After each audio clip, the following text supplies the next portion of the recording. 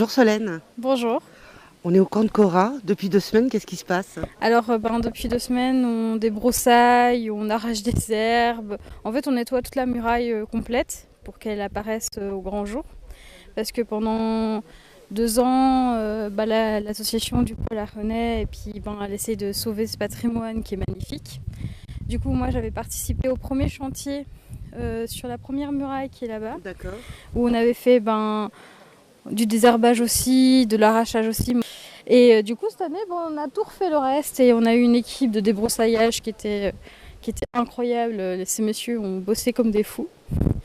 Et puis après, on a eu le reste de l'équipe qui a beaucoup arraché, on a beaucoup nettoyé, on a balayé, on a pu retrouver des petites structures par-ci par-là. Des trésors. Ouais, des petits trésors magnifiques.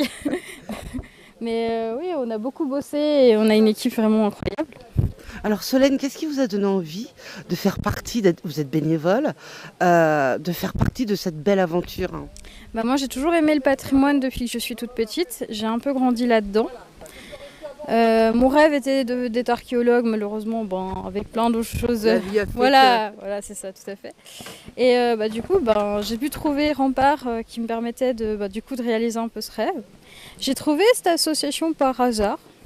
Je suis en On parle bien de la Fondation Rempart, hein? Oui, Voilà, la Fondation Rempart, j'ai trouvé ça par hasard.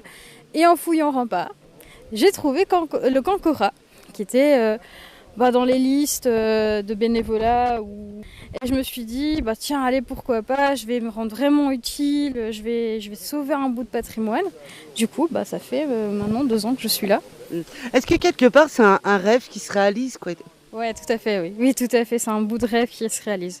Alors quand on est jeune comme ça, participer, alors c'est intergénérationnel, il y a beaucoup d'échanges, il y a beaucoup de partage, de convivialité. Tout à fait, oui. Et puis quand on est jeune, ça nous donne un bout de quelque chose en plus, on se rend utile, on sert à quelque chose de vraiment plus grand que nous. Et puis on se rencontre des gens incroyables, de tout âge, même qui viennent De loin. de très loin. Donc ouais, c'est vraiment, ça donne quelque chose en plus, quoi. Donc là, la saison se termine, on va dire. Presque. Ouais, presque. Est-ce que cette aventure, justement, Solène, vous avez envie de la continuer? Moi, oui, personnellement, oui. J'ai envie déjà, je garde beaucoup contact avec le Facebook de l'asso. Du coup, on voit l'évolution aussi et le travail de l'asso.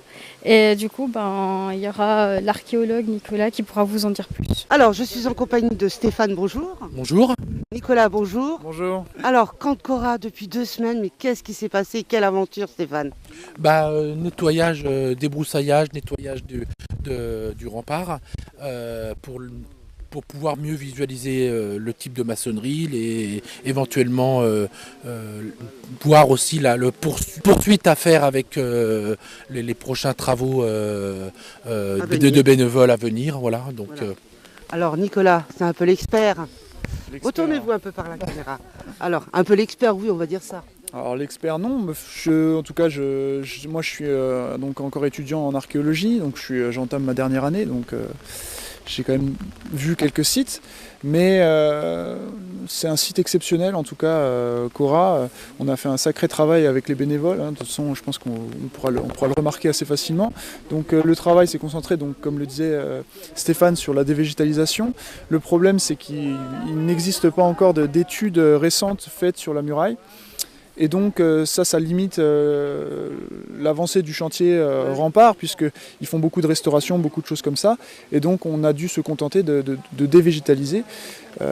Après voilà, c'est déjà énorme. C'est déjà énorme. Pour un archéologue, moi justement je suis venu pas forcément dans le cadre de mes études, mais parce que ça m'intéressait. Et le fait que ce soit dévégétalisé, ça m'a aidé à entamer des travaux, en tout cas sur la muraille. Donc j'ai fait une photogrammétrie. Donc c'est une acquisition par photo pour créer des modèles 3D. Et ça va nous aider à déjà faire une première étude de la muraille et donc entamer peut-être les recherches sur un site qui est prometteur. Voilà. Alors, être bénévole dans cette aventure, c'est magique en fait, hein. Et puis ces rencontres intergénérationnelles. Ah oui, c'est super. Il y avait une super ambiance sur le chantier. Tout le monde a eu comment dire, sa patte à apporter. Voilà. Exactement, ouais, tout le monde était motivé et donc c'était vraiment, vraiment enrichissant, quoi. Qu'est-ce qui vous a amené justement ici au Camp de Cora, Alors, Nicolas? moi, j'ai fait une conférence pour les Journées européennes de l'archéologie en juin. Et donc, moi, je travaille sur la voie d'Agrippa, qui passe en contrebas de ce camp, dont d'ailleurs un diverticule a été fait pour le rejoindre, mais plus tard. Et donc, ça rentre un petit peu dans mon champ d'études, puisque c'est une fortification, ça rentre dans un processus de fortification qui est global tout au long de la voie d'Agrippa. Et donc, moi, ça m'intéresse pour mes études. Et donc, ça coule de source. Voilà. On compte un peu sur vous, quoi. Je ne sais pas, mais oui. On va dire ça. Stéphane, quelle belle aventure. Oui, oui, c'est très sympa, oui, oui. Qu'est-ce qui vous a amené, vous, alors? Alors moi, c'est ma femme.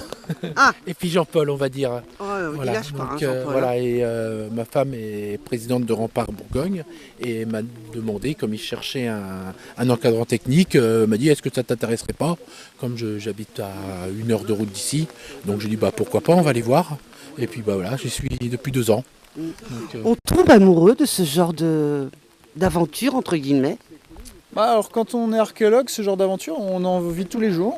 D'accord. On fait souvent des chantiers, il y a beaucoup de monde, beaucoup de bénévoles, des archéologues, et donc c'est un petit peu la vie de tous les jours d'un archéologue, de vivre en communauté et de partager des belles choses, surtout pour préserver le patrimoine qui est très important, quoi.